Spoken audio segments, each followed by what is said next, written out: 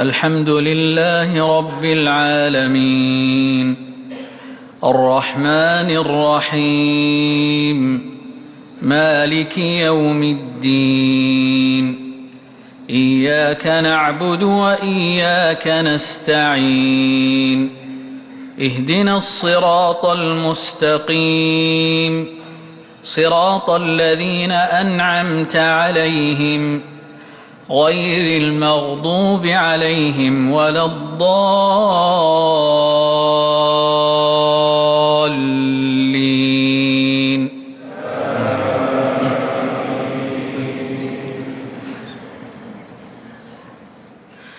إن الذين لا يؤمنون بآيات الله لا يهديهم الله ولهم عذاب أليم إنما يفتري الكذب الذين لا يؤمنون بآيات الله وأولئك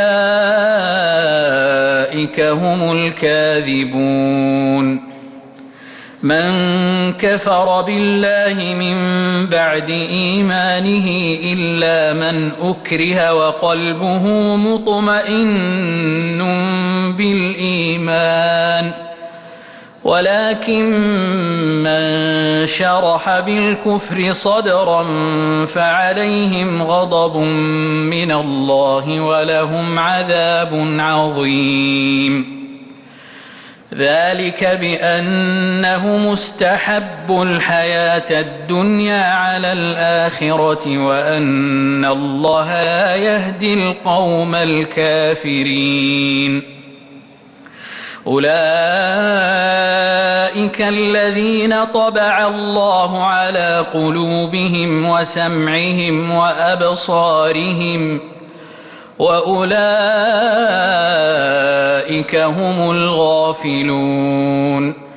لا جرم أنهم في الآخرة هم الخاسرون ثم إن ربك للذين هاجروا من بعد ما فتنوا ثم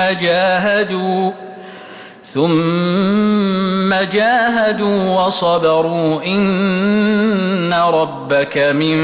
بعدها لغفور رحيم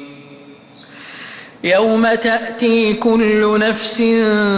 تجادل عن نفسها وتوفى كل نفس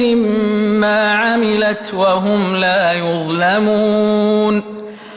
وضرب الله مثلا قرية كانت آمنة مطمئنة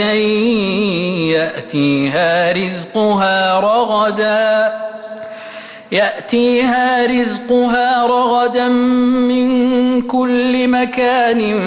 فكفرت بأنعم الله فأذاقها الله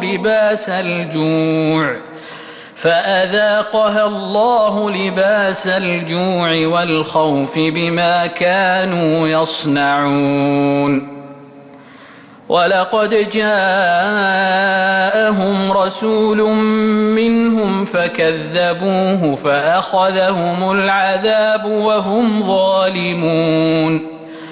فكلوا مما رزقكم الله حلالا طيبا واشكروا نعمة الله إن كنتم إياه تعبدون إنما حرم عليكم الميتة والدم ولحم الخنزير وما أهل لغير الله به فمن اضطر غير باغ ولا عاد فإن الله غفور رحيم